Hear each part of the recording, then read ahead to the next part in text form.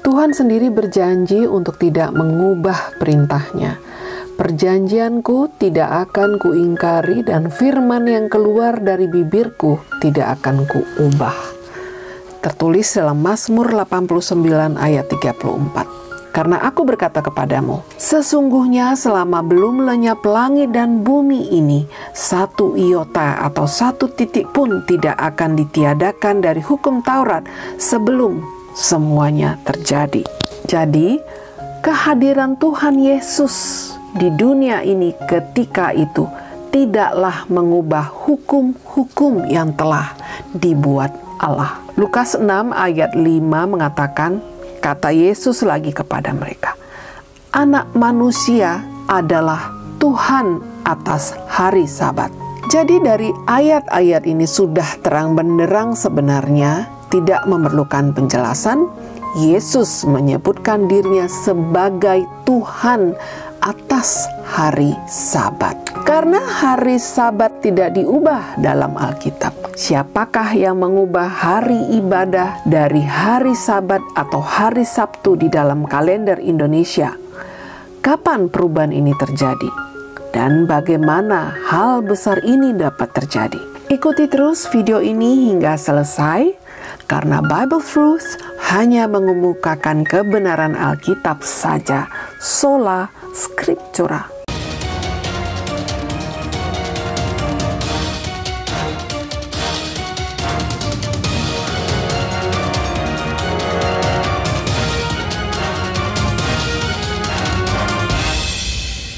Ada beberapa faktor atau penyebab digantinya hari perbaktian, hari Sabat sebagai hari ketujuh ke hari Minggu, hari pertama. Pertama, pengaruh pendapat ahli-ahli agama Kristen mula-mula. Setelah kematian para rasul pertama, ide-ide baru mulai diperkenalkan ke dalam agama Kristen. Pada abad kedua, Ignatius, Justin Martyr, Irenaeus, Clement dari Alexandria membuat pengertian sendiri atau mengganti dengan dalil kemanusiaan mereka tentang pemeliharaan hari Sabat dengan argumen masing-masing. Berikut ini akan kami bagikan apa yang dikatakan oleh para ahli-ahli ini. Pertama, Ignatius dari Antioquia Yunani, juga dikenal sebagai Ignatius Theophorus, adalah seorang penulis Kristen awal dan patriark Antioquia. Dia percaya bahwa nabi-nabi ilahi dalam Perjanjian Lama tidak lagi memelihara hari Sabat, melainkan hidup sesuai dengan ajaran Yesus. Padahal Yesus sendiri adalah pemelihara hari Sabat sepanjang hidupnya selama ada di dunia bersama dengan murid-muridnya. Yang kedua, Irenaeus, seorang uskup Yunani yang lahir pada tahun 130 Masehi, yang terkenal karena perannya dalam membimbing dan memperluas komunitas Kristen di wilayah selatan Perancis, yaitu daerah Lyon dan sekitarnya, atas pengembangan teologi Kristen dengan memerangi interpretasi kitab suci yang heterodoks atau gnostik sebagai ajaran sesat dan mendefinisikan proto-ortodoksi, yaitu ini pernyataan dia tentang hari Sabat, bahwa umat Kristiani harus menjalankan hari Sabat dengan memberikan penghormatan kepada Tuhan dalam bait suci, yaitu tubuh manusia yang melakukan pekerjaan keadilan setiap saat, tetapi memelihara hari Sabat dengan memelihara hari Tuhan. Jadi di sini dia menggabungkan bahwa ya, tubuhmu menyucikan hari Sabat, tetapi engkau pergi untuk memelihara hari Tuhan, yaitu hari Minggu. Irenaeus juga menulis bahwa umat Kristiani yang senantiasa memelihara hari Sabat tidak akan diperintahkan untuk membiarkan satu hari istirahat atau alias menganggur. Artinya di sini apa? Pernyataan Irenaeus ini menyimpulkan bahwa penyucian Sabat tidak harus beribadah ke gereja, tetapi cukup dengan penghormatan menjaga kesucian tubuhmu, yaitu tidak berbuat dosa, beribadah ke rumah ibadah pada hari Tuhan, yaitu mereka disebut sebagai hari Minggu, yang disebut juga hari kebangkitan Yesus. Jadi tidak harus menyucikannya atau tidak harus beristirahat total, tetapi tetap melakukan kegiatan sebagaimana biasanya. Selanjutnya ada Justin Martyr. Seorang filsuf asal Palestina berdarah Yunani ini adalah seorang pembela dan martir Kristen mula-mula yang hidup sekitar tahun 100 sampai 165 Masehi, yang lahir di Flavia, Neapolis, Palestina yang sekarang disebut Nablus, dari orang tua yang kafir. Justin tertarik pada sekolah Plato di masa mudanya. Ia belajar dengan kaum Stoa, Aristoteles, Pythagoras, dan Platonis sebelum masuk Kristen sekitar tahun 130 Masehi. Ia berdalih bahwa umat Kristen jangan lagi berbakti pada hari Sabat tetapi hari Minggu, karena hari Minggulah hari penciptaan dan hari Minggu sebagai hari kebebasan di mana Yesus bangkit pada hari Minggu. Selanjutnya, Quintus Septimius Florens Tertullianus, yang dikenal dengan nama singkatnya Tertullian, seorang penulis Kristen mula-mula berasal dan lahir di Kartago, Tunisia pada tahun 160 Masehi. Kartago pada saat itu masih merupakan bagian provinsi Romawi. Ia adalah penulis Kristen pertama yang menghasilkan kumpulan besar literatur Kristen Latin dan merupakan seorang apologis Kristen mula-mula, seorang polemik melawan ajaran sesat termasuk Gnostisme Kristen kontemporer. Tanya tentang hari Sabat demikian. Orang Kristen harus menyucikan hari Sabat, tetapi tidak hanya hari Sabat, tetapi juga hari Minggu, karena Yesus bangkit pada hari Minggu. Dan yang terakhir ada Clement of Alexandria. Titus Flavius Clemens, yang juga dikenal sebagai Clement dari Alexandria, adalah seorang teolog dan filsuf Kristen berasal dari Yunani yang mengajar di sekolah kateketik Alexandria. Di antara murid-muridnya adalah Origenes dan Alexander dari Yerusalem. Ia menggantikan sistem penghitungan hari. Pernyataannya demikian, mungkin hari ke-8 harus dihitung sebagai hari ke-7 dan hari ke-7 dihitung sebagai hari ke-6. Jadi kesimpulannya adalah demikian. Dengan merubah penghitungan hari, Clement menyatakan hari ke-7 bukan jatuh pada hari Sabat, melainkan hari Minggu. Dengan mengubah penghitungan hari tersebut, Clement tidak hanya merubah sejak kebangkitan Kristus, namun juga sejak penciptaan. Dari semua pernyataan para ahli teologia di atas, apa yang dapat saudara simpulkan? Mari kita kembali kepada Alkitab sebagai buku tertinggi umat Kristen, sola scriptura. Lukas 6 ayat 5 mengatakan, kata Yesus lagi kepada mereka, Anak manusia adalah Tuhan atas hari Sabat.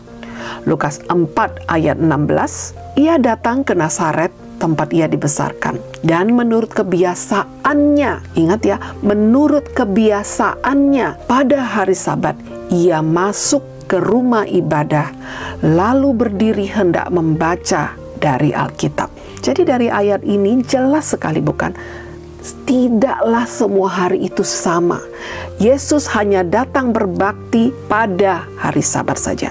Karena di Lukas 4 ayat 16 tersebut dikatakan, menurut kebiasaannya pada hari Sabat ia masuk ke rumah ibadat. Jadi jelas bukan? Sebagai orang Kristen, kita harusnya lebih percaya Alkitab daripada apa yang dikatakan oleh pemuka-pemuka agama ketika itu yang hanya membawakan pengertian-pengertian mereka sendiri.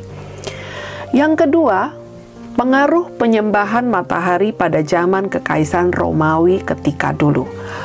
Konstantin the Great atau Konstantin Agung masuk Kristen pada tahun 312 Masehi, tak lama sebelum pertempuran Milvian Bridge, yang dalam kehidupannya meskipun telah menganut agama Kristen, tetap menyembah dewa matahari Sol Invictus selama beberapa waktu setelah pertobatannya. Konstantinus menjadikan hari Minggu sebagai hari perayaan hari matahari, sebagai hari libur kenegaraan, pada tahun 321 Masehi. Hari ini juga dianggap suci bagi umat Kristiani dan dewa matahari Romawi. Lengkungan kemenangan Konstantinus di Roma didedikasikan untuk matahari yang tak terkalahkan. Jadi bukan untuk simbol-simbol Kristen. Sejarawan Paul Johnson merinci beberapa pengaruh ini. Katanya, Konstantin hampir pasti adalah seorang Mithraic, dan lengkungan kemenangan yang dibangun setelah pertobatannya memberikan kesaksian tentang dewa matahari, atau yang disebut juga matahari yang tak terkalahkan. Konstantinus tidak pernah meninggalkan penyembahan matahari dan tetap menyimpan matahari di koinnya. Dia menjadikan hari Minggu sebagai hari istirahat, menutup pengadilan dan melarang semua pekerjaan kecuali pekerjaan pertanian. Dikutip dari A History of Christianity 1976, halaman 67 sampai dengan 68. Jadi keputusan kerajaan untuk beristirahat dan beribadah pada hari Minggu bukan hari Sabtu dibuat oleh Konstantin the Great pada tahun 321 Masehi. Kini, berkat Konstantinus jugalah umat Kristiani merayakannya pada hari yang sama dengan umat Mithrah yang menyembah matahari. Ini merupakan contoh nyata pengaruh pagan dalam praktik kekristenan. Jadi jelaskan benang merahnya bahwa kekristenan mengambil bagian utama dari penyembahan matahari kafir yang masih hidup hingga saat ini karena pengaruh Konstantinus yang ketika itu dualisme, dia beribadah pada hari Minggu karena dia sudah menjadi Kristen, tetapi dia juga menyembah dewa matahari yang disebutnya Sol Invictus. Ketiga, antisemitisme atau anti-Yahudi. Meningkatnya antisemitisme di masa pasca para rasul juga memainkan peran utama dalam perubahan hari Minggu. Konsilia Laodikia pada tahun 365 memutuskan umat Kristiani tidak boleh melakukan Yudaisme dengan beristirahat pada hari Sabat, namun harus bekerja pada hari itu. Sebaliknya harus menghormati hari Tuhan, yaitu hari Minggu, dan jika mereka bisa beristirahat pada hari itu sebagai umat Kristiani. Tetapi, jika ada orang yang kedapatan menganut agama Yahudi, biarlah mereka dikutuk oleh Kristus. Dikutip dari Kanon 29, yaitu Dekrit Hukum Kanon Katolik, yaitu Kitab Hukum Kanonik tahun 1983 mendefinisikan ketetapan legislatif umum sebagai hukum yang benar. Dinyatakan bahwa pembentuk undang-undang yang berwenang dapat membuat ketentuan-ketentuan umum bagi masyarakat yang dapat menerima suatu undang-undang. Jadi, jika mereka memelihara hari Sabat pada saat itu dianggap menghakimi dan dianggap sebagai kejahatan besar. Konstantinus pada Konsilia Nisia pada tahun 325 Masehi dilaporkan oleh sejarawan Eusebius yang mengatakan tampaknya adalah suatu hal yang tidak pantas bahwa dalam perayaan hari raya paling suci ini, yaitu Paskah, kita harus mengikuti praktik Yahudi. Kalau begitu, janganlah kita mempunyai kesamaan dengan kelompok Yahudi yang menjijikkan itu. Jadi inilah salah satu faktor juga ya, pada saat itu kerajaan Romawi sangat anti-Yahudi. Dan sebaliknya, dari sudut Kristiani, antisemitisme dikaitkan dengan banyak faktor termasuk perbedaan teologis antara dua agama Ibrahim yang terkait, persaingan antara gereja dan sinagoga, dorongan misionaris Kristen, kesalahpahaman tentang budaya, kepercayaan, dan praktek Yahudi, dan persepsi bahwa Yahudi adalah memusuhi agama Kristen.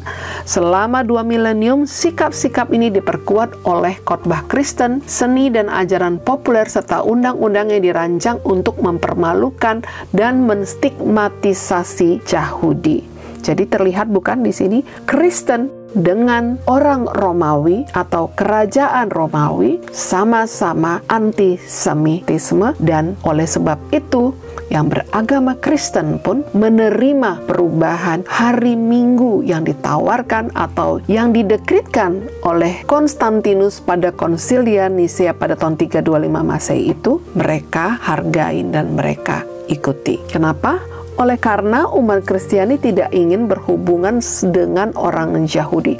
Mereka tidak ingin dikait-kaitkan dengan hari Sabat yang merupakan hari beribadah umat Yahudi ketika itu. sehingga mereka pun mengikuti hari yang ditetapkan oleh Konstantinus pada konsilia Nisia tersebut, yaitu beribadah pada hari Minggu. Oleh karena itu, karena umat Kristiani tidak ingin berhubungan dengan orang Yahudi, mereka ingin mempunyai hari yang berbeda untuk beristirahat dan beribadah, yaitu hari Minggu. Yang keempat, karena Yesus bangkit pada hari Minggu. Alasan umum lainnya yang paling populer mengapa hari perbaktian Sabat diubah menjadi hari Minggu di kalangan umat Kristen maupun Katolik adalah setelah kebangkitannya pada hari Minggu, hari Minggu pun dijadikan sebagai hari Tuhan untuk mengenang kebangkitannya. Hal ini mereka dasari juga dari tulisan di Alkitab di Perjanjian Baru, Kisah Para Rasul 20 ayat 7 dan 1 Korintus 16 ayat 2. Dari ayat ini mereka mengartikan sendiri bahwa hari Sabat diganti ke hari Minggu. Padahal di dalam Alkitab tidak ada perubahan dari hari Sabat ke hari Minggu secara tertulis. Dan pada saat itu, Gereja Katolik pun mengklaim bahwa mereka mempunyai otoritas untuk mengubah prinsip-prinsip kitab suci. Sekitar tahun 400 Masehi, Agustinus, seorang teologi Katolik yang dihormati, menyatakan bahwa para cendekiawan gereja telah menetapkan, yakni segala kemuliaan hari Sabat Yahudi dialihkan ke hari Minggu. Oleh karena itu, marilah kita memelihara hari Tuhan sebagaimana orang dahulu diperintahkan untuk melakukan hari Sabat. Hal ini dikutip oleh Robert Cox dalam The Sabbath Laws and Sabbath Duties, halaman 284, terbitan tahun 1853. Bukti lainnya, sebuah ensiklopedia Katolik tentang hari Minggu menyebutkan Saint Caesarius dari Arles juga memperkuat ajaran ini pada abad ke-6. Orang-orang ini menyerahkan pergantian hari Sabat ke tangan para cendekiawan gereja atau pemuka-pemuka gereja pasca apostolik. Dalam bagian mengenai 10 perintah Tuhan, ensiklopedia Katolik mengatakan, sebaliknya, gereja setelah mengubah hari istirahat dari Sabat Yahudi atau hari ke-7 dalam seminggu menjadi hari pertama, menetapkan perintah ketiga. Kami menghitungnya sebagai hari keempat, menyebutkan hari Minggu sebagai hari yang harus disucikan sebagai hari Tuhan. Jadi maksudnya di sini adalah di dalam asli The Ten Commandments atau 10 perintah Tuhan, ingatlah hari Sabat itu adalah hukum keempat, tetapi oleh Katolik ini dirubah menjadi hukum ketiga. Inilah contoh lain di mana ibadah hari Minggu dipraktekkan berdasarkan klaim otoritas gereja Katolik untuk mengubah prinsip kitab suci. Jadi, otoritas gereja yang mayoritas akan berasumsi bahwa inilah yang diinginkan para rasul. Penulis Katolik lainnya memperjelas bahwa kebaktian dan ibadah hari Minggu memang tidaklah ajaran Alkitabiah, namun hanya dilakukan oleh otoritas gereja mereka. Di dalam Buletin Catholic Universe tahun 1942 mengatakan juga demikian. Gereja mengubah pemeliharaan hari Sabat menjadi hari Minggu berdasarkan hak otoritas ilahi dan infallible yang diberikan kepadanya. Maksudnya di sini adalah kepada pemimpin gereja Katolik oleh pendirinya Yesus Kristus.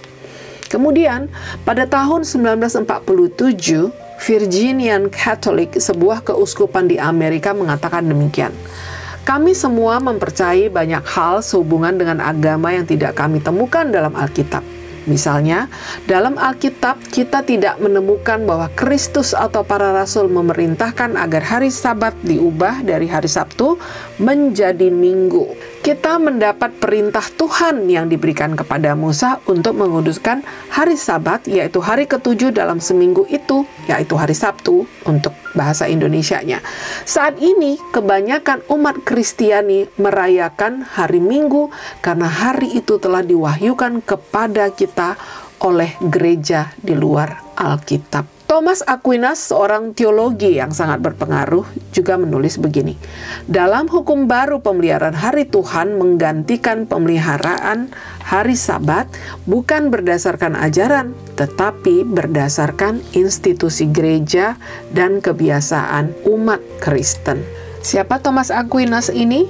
Beliau adalah seorang teologi Itali. Contoh-contoh ini memperjelas bahwa hari Sabat dirubah menjadi hari Minggu tidaklah biblikal atau bukan secara Alkitab. Bukan karena Tuhan Yesus Kristus atau para rasulnya yang merubahnya, melainkan oleh mereka-mereka para cendekiawan Alkitab yang melayakkan diri mereka sendiri bahwa mereka mempunyai wewenang untuk mengubah prinsip-prinsip Alkitab tersebut.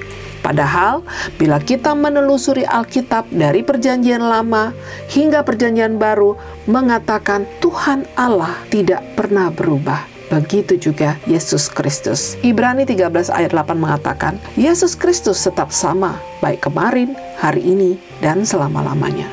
Maka sulit untuk memahami mengapa perubahan yang tidak pernah diizinkan oleh Kristus itu dilakukan. Demikian juga yang ditulis di dalam Matius 5 ayat 17 sampai dengan 18. Janganlah kamu menyangka bahwa aku datang untuk meniadakan hukum Taurat atau kitab para nabi.